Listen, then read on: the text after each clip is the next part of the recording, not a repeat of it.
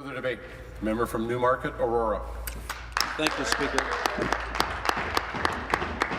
Speaker, I'm pleased to engage in this debate, notwithstanding the disappointment that we have in the content of this bill. Speaker, the Orange Air Ambulance scandal is a textbook example of why people are cynical about politics, about politicians, about bureaucrats, and the role of the private sector in delivering public services. In this one file, we have seen how a well-intentioned plan to divest the delivery of an essential health care service to an external nonprofit corporation has resulted in the waste of millions of scarce health care dollars, put patients at risk, compromised the ability of dedicated frontline health care providers to carry out their responsibilities, undermined the viability of long-standing service providers, and frankly ruined the lives of numerous individuals who got caught up in the vortex of this scandal.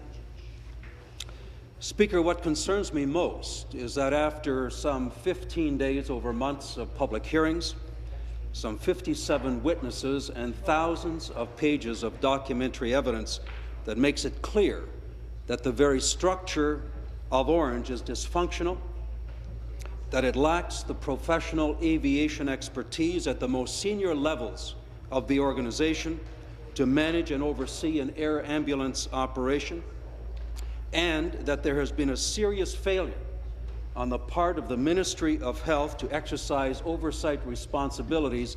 None of those issues are being addressed by this government. Rather, what we have here in Bill 11 is a further attempt by this government to divert attention from its failure to oversee this essential part of our health care service, to divert attention from the failure of this minister, the deputy minister, and numerous bureaucrats who had clearly defined oversight responsibilities from doing their job. And to this point, Speaker, no one has been held accountable. No one in this government. In fact, the minister responsible for oversight, who failed miserably, has now been promoted to the position of Deputy Premier. Wow. The Deputy Minister, Mr. Saad Rafi, who had responsibility on the implementation side, got a raise.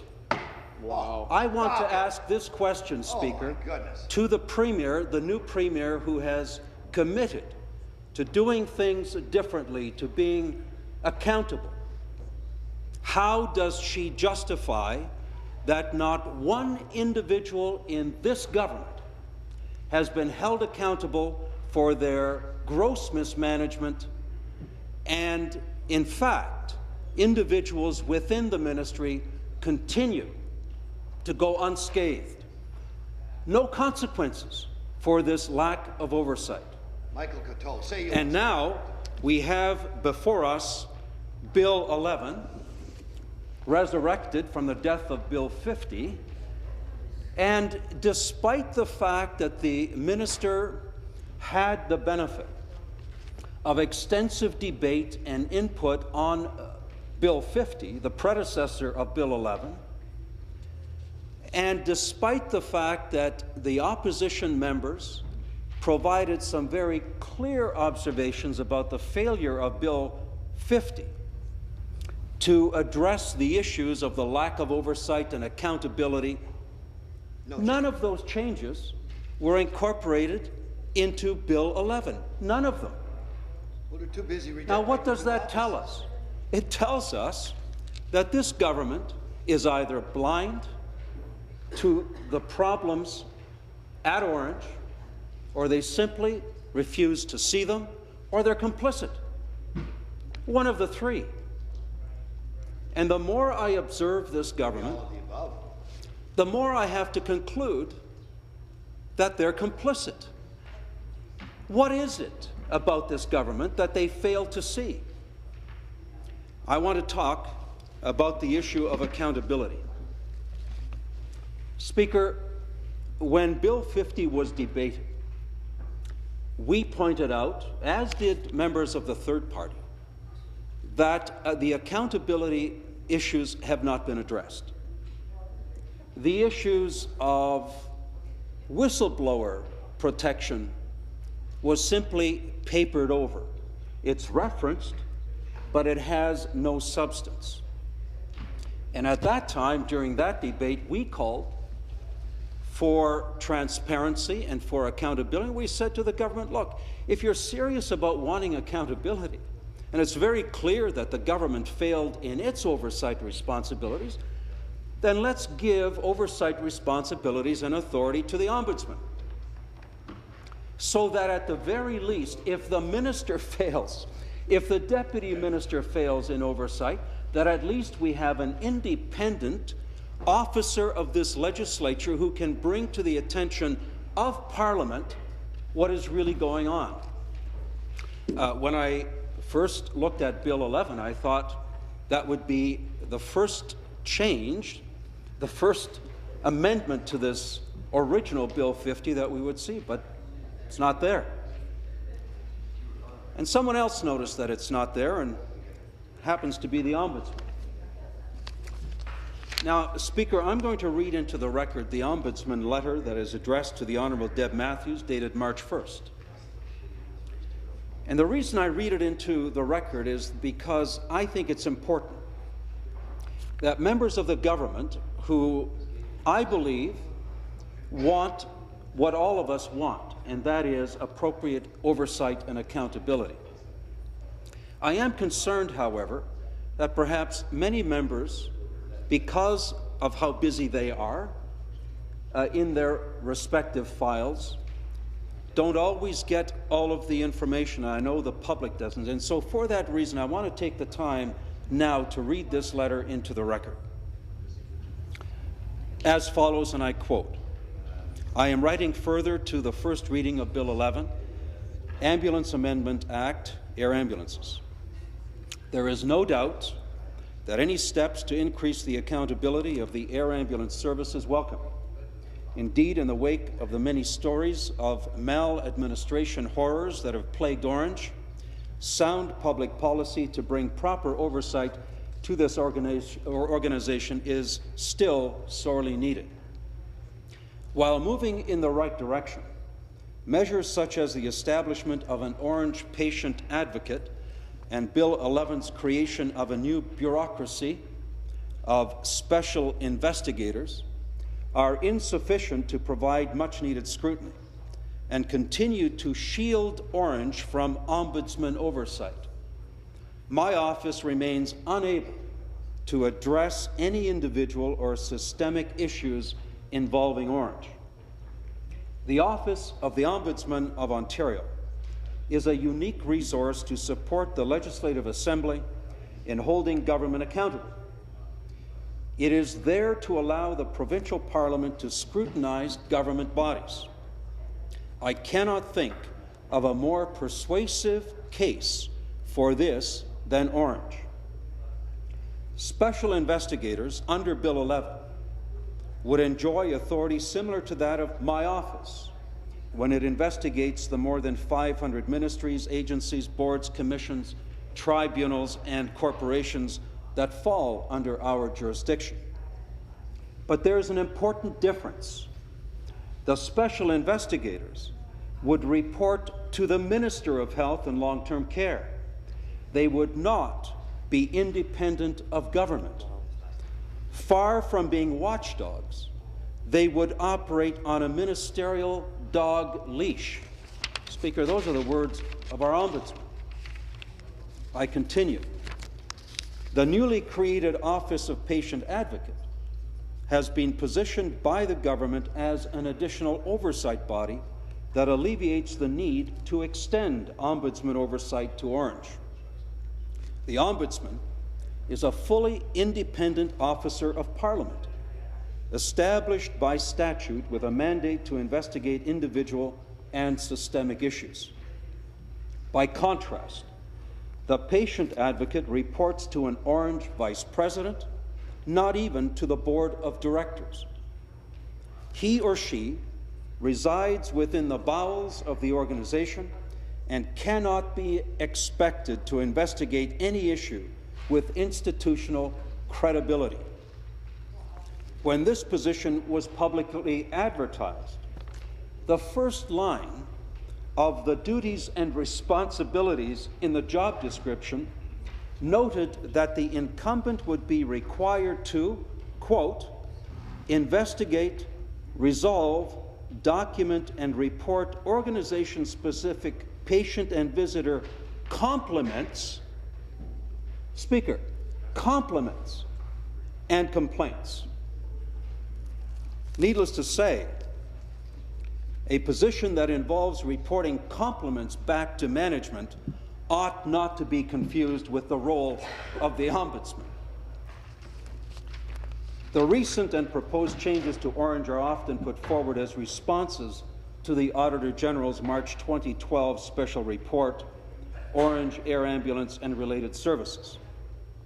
Yet nowhere in his report did he recommend A, a new bureaucracy of special investigators, B, the creation of a patient advocate residing deep within Ornge, whose partial responsibilities include being a clearinghouse for compliments, or C, the maintenance of the status quo with respect to the exclusion of any role for the Ombudsman. Every year, our office responds to tens of thousands of complaints, consistently demonstrating its value to elected representatives and the public. As Ontario's watchdog, we are the gold standard in keeping government maladministration at bay. It simply does not make sense to perpetuate our exclusion in a bill that purports to bring credible accountability to Ornge.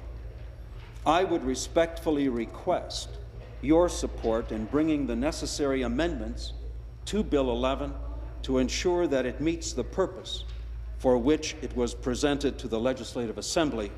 Yours truly, Andre Morin, Ombudsman. Here, here. Speaker, this letter says it all.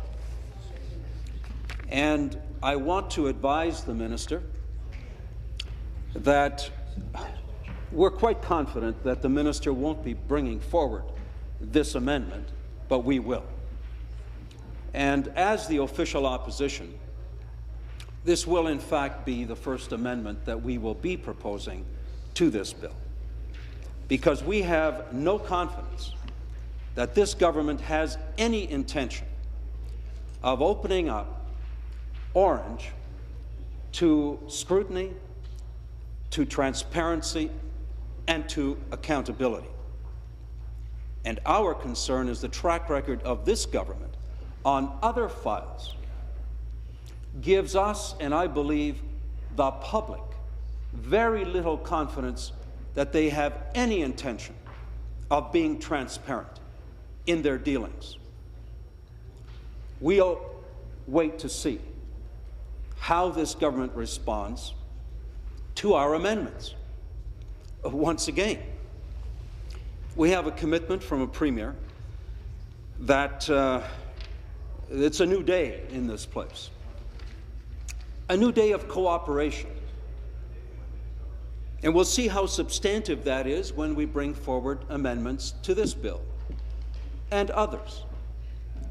And we'll see if, in fact, there is substance to the words that we hear from this Premier. I want to talk about the issue of the credibility of this bill. We're told that we needed this bill because there was no ability on the part of this government to exercise its oversight. Speaker, after numerous witnesses from the government, all we have to do is read Hansard and the record of testimony from bureaucrats within the ministry who confirmed for us that the original performance agreement under which Ornge was operating had numerous points of authority that the ministry could and in fact was mandated to perform oversight, but they failed to do so. One of the most shocking testimonies that we had came from Mr. Malcolm Bates. When I asked this gentleman, who is the director of the Emergency Health Services branch of the ministry, and the Emergency Health Services branch of the ministry is the branch that had specific responsibility to oversee our air ambulance service. I'm going to read from Hansard an exchange between myself and Mr. Bates. Again, I think it puts into context why we have serious concern about the seriousness of this government to deal with the issue of accountability. From Hansard, my question to Mr. Bates, I quote, "You've made reference to the performance agreement. I have read the original performance agreement. Nowhere in that performance agreement that I can see, unless you can point me to it, does it in any way relieve the Ministry of Health, and specifically the Emergency Health Services branch responsible for air ambulance or ambulance services in the province, of its oversight responsibilities. In fact, there are very specific references to reporting that's required to oversight responsibilities." The response from Mr. Malcolm Bates, I quote, "I agree that the Ministry of Health and the Emergency Health Services branch have and had oversight responsibilities, and that oversight responsibility was basically set in line by the Ambulance Act, by the Performance Agreement, and by the Transfer of Payment Accountability Directive." End of quote. Speaker, this is not a third party as a vested interest in condemning the Ministry of Health. This is the director of the Emergency Health Services branch who testified before our committee that they in fact had responsibility. And the record's very clear that that responsibility was not exercised. In fact, Speaker, it gets worse. The fact of the matter is that the same Malcolm Bates testified that he was actually directed by an associate deputy minister not to exercise those responsibilities. He testified at our committee that he was directed to do whatever he was instructed to do by one Dr. klees+Mazza. Now, what does that tell you about the state of our Ministry of Health? What does that tell you about the position that civil servants are put into when they're told expressly, stand down? They knew what their responsibilities were. They knew their responsibility was to hold Ornge accountable. They saw what was going on. We had testimony from employees of Ornge that there were regular meetings between Ornge and the Ministry of Health.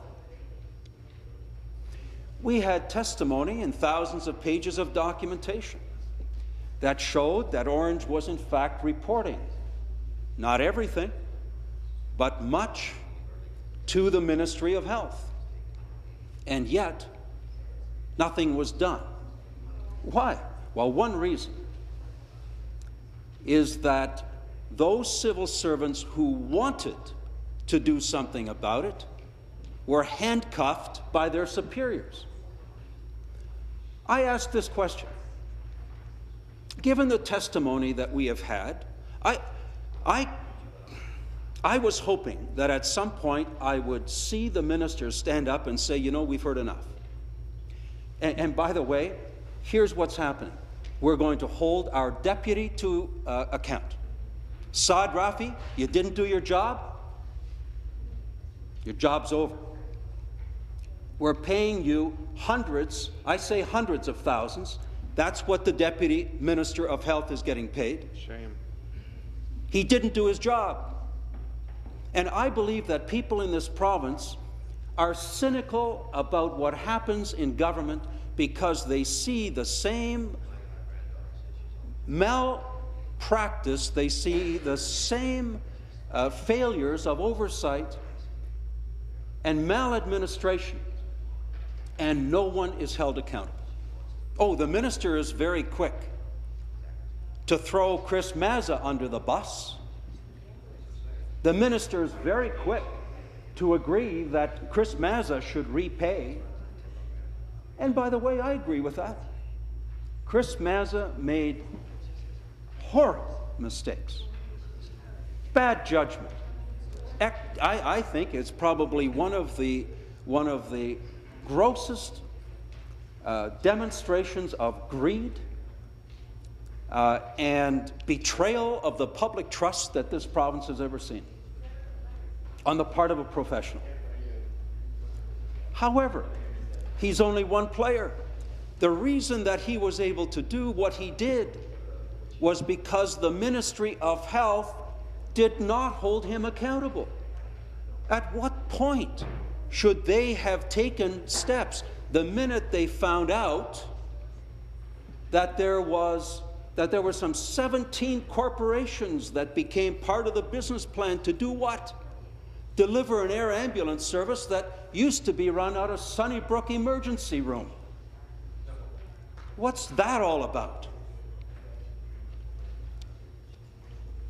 Who's responsible? Klees+Mazza is paying a price, and rightfully so. And Speaker, there is one chair in this legislative chamber that at the end of the day has responsibility and should be held accountable for what took place at Ornge, and that's that chair there, occupied by the Minister of Health and Long-Term Care, and now, thanks to the promotion offered her by our new Premier, is the Deputy Premier. Wow. But that's not happening.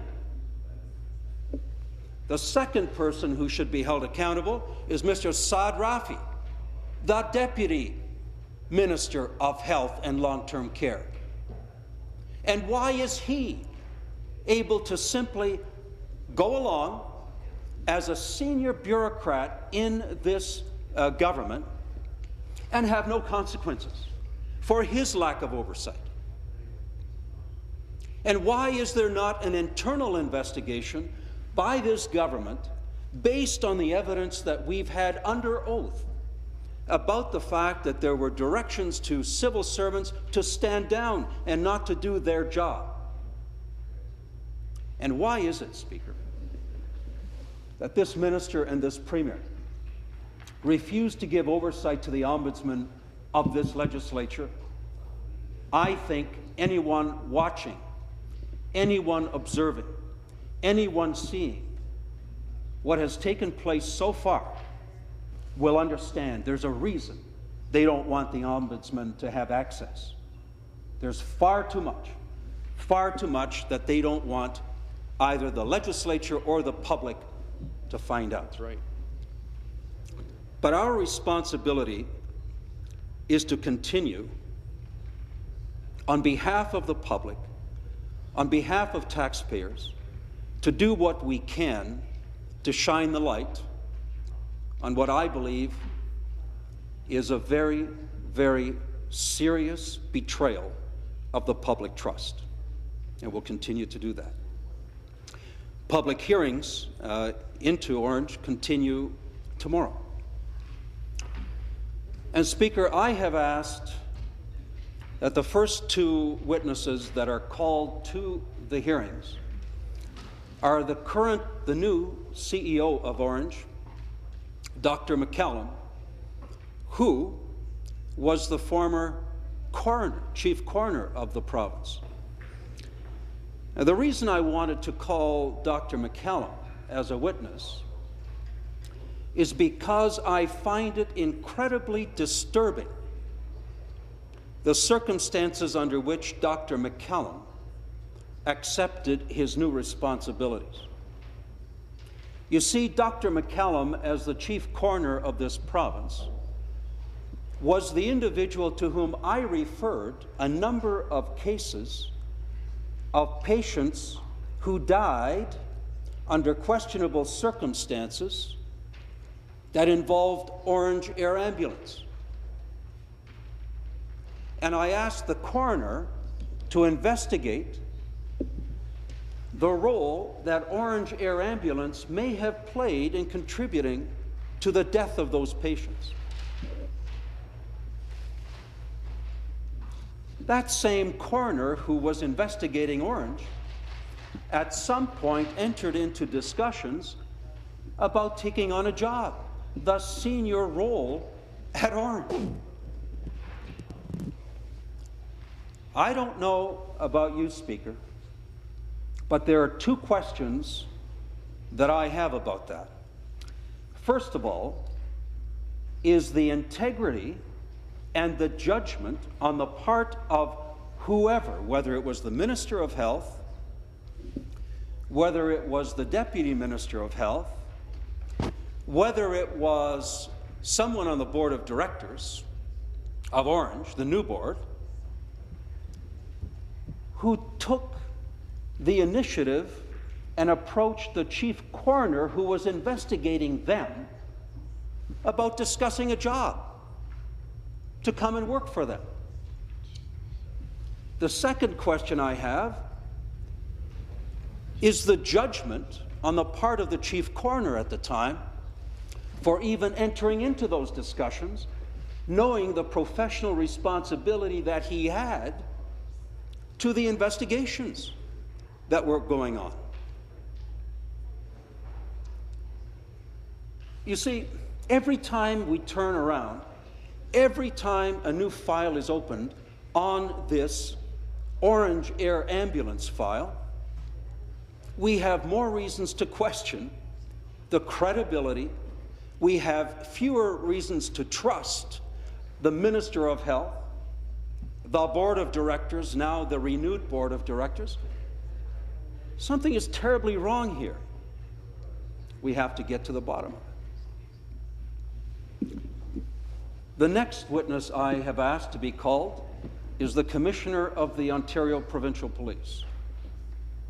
And the reason for that is that we know that the Ontario Provincial Police was called in to investigate.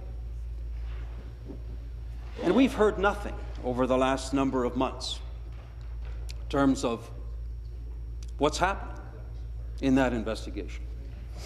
Now, I know that the Commissioner can't answer specific questions, and we have no intention of in any way interfering or compromising that investigation.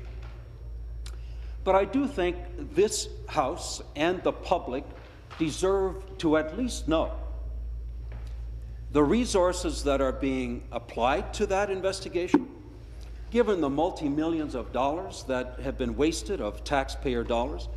I think we have the right to know that this investigation is being taken very seriously by our Ontario Provincial Police. I also think we have a right to know whether the OPP has called in the RCMP to assist in this investigation, and whether the FBI has been called in from the United States. And the reason for that is that we also, based on sworn testimony, know that there were some very questionable financial transactions that were of an international nature, and if in fact the FBI has not been called in, then I believe there is something wrong. There is something questionable about how this entire investigation is being handled. I personally referred a number of transcripts to the U.S. Attorney General for this very reason. $6.7 million has exchanged hands with no value, and we know that based on sworn testimony. Those funds were transferred from Augusta Westland. We also know that the parent company of Augusta Westland, Finn Mechanica, the two senior people in that company, are now facing criminal charges for fraud and bribery. What is of interest is the same deal that Augusta entered into is reflected in that deal with India. How many helicopters did Augusta Westland purchase or sell to Orange? 12. How many helicopters were involved in the deal with India? 12. You look at the financial transactions, uncanny parallels. Speaker, if criminal charges are not laid in this case, the public will be wondering who's falling down on the job and who is protecting their interests. This is a serious issue that can't be covered up with Bill 11. I want to talk about the issue that I think is top of mind for many employees, many frontline staff of Orange. And I want to take this opportunity to thank the first responders at Orange. And I include the paramedics, I include the pilots, I include the dispatchers, and I include those in administration, the employees who day to day attempt to do the very best that they can to provide a professional service that unfortunately over the years have been hampered and undermined in their ability to do that because of the mismanagement and the greed of a few people at the top of that organization. But I want to thank those frontline staff for their dedication. And I want to thank those who had the courage over the last number of months to come forward and to share with us. Some dared to do so in public testimony. One of those individuals, as we know from the record, was summarily dismissed within days of appearing before the committee. The threats to employees to come forward is keeping many of those employees silent. They need their job. And so we've been calling for whistleblower protection. Interestingly enough, we have some surface reference to whistleblower protection here. I want to point something out to the minister, as I did in the last debate on this. She ignored it. She'll probably ignore it again. However, we're going to once again provide an amendment. We'll file an amendment to this bill that gives serious whistleblower protection. Section 7.7 of this proposed bill talks about whistleblower protection, but you know what? It limits the whistleblower protection to very few people. Who can you expose information to? Well, your superiors at Orange. Oh, really? Well, it's the superiors at Orange who are the problem. Exactly. How can that be taken seriously by anyone? Why would an employee not be protected if they were to bring their concerns to a member of the legislature? What's wrong with that? Why is it, as the Ombudsman points out, that this all has to be contained within the corporate structure and in his words, in the bowels of this organization? What is that all about? We will be presenting amendments to give employees the confidence that if there's something that is not right, that they see firsthand, that's keeping them from doing their job, that's threatening patient safety, that they have the boldness and the confidence that they can come forward without repercussions and get it dealt with. That's simply reasonable. I want to refer as well, Speaker, to the issue of liability of the Board of Directors.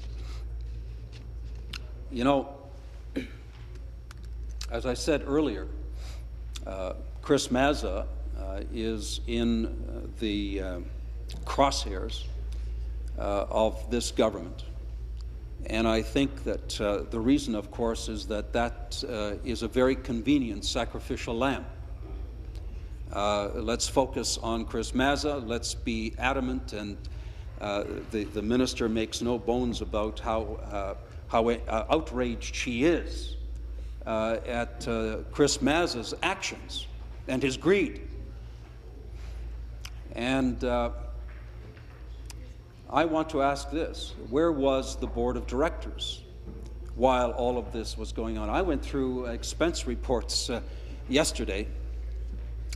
Every one of the expense reports that I saw had the name of the chair of the board on it. Mr. Beltzner signed off on all of them.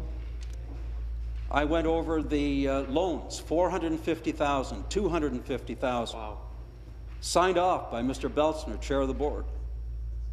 There's such a thing as fiduciary responsibility on the part of someone who takes on the responsibility as a director of a corporation, whether that be a not-for-profit or whether that be a for-profit corporation. I want to ensure the people of this province that we will be pursuing those directors who also had a responsibility to step in and ensure that the taxpayers were protected. Speaker, in closing, I just simply want to make this point. I believe that divesting of delivery of healthcare services can in fact be done, and it can be done efficiently and responsibly through a non-governmental organization. But what has to be in place is proper oversight, accountability, transparency. And who is responsible at the end of the day to ensure that whatever arrangement is agreed to, whatever the document is under which those services are performed, that that service provider is held accountable? It is the government of the day. And the government of the day cannot paper over its lack of responsibility and its failure. That's what they're trying to do with this bill. There is nothing of substance in this bill that will prevent what took place at Ornge. What will prevent what took place at Ornge is responsible oversight that was the charge of the Minister of Health, the Deputy Minister of Health, and the bureaucrats within government who now have a responsibility to take this seriously. We look forward, perhaps at some point, for the Minister of Health to stand in her place and do that. Perhaps at some point there'll be evidence that the Deputy Minister, Mr. Saad Rafi, admits that he failed in his job and that there will be consequences for those who did. Thank you, Speaker. Member for Newmarket-Aurora has 2 minutes to respond. Thank you, Speaker. I appreciate my colleagues' comments, and I want to point something out. Bill 50, which was the identical bill that we're now debating, was tabled for first reading on March 21st, 2012. It sat in this House for 7 months. Wow. Shameful. The House Leader did not call this bill. The record will show that he stood up time and time again to say, why will members of the opposition not pass this bill? The reason we didn't pass the bill was, first of all, it's a faulty bill, but even so, with the government not calling it, it was never debated. And now we have the same document before us, and we have the same rhetoric coming from the government. Speaker, I first raised a question in the House here in April of 2011 about Ornge and what was going on. I asked the Minister of Health to investigate. I asked the Minister of Finance to investigate.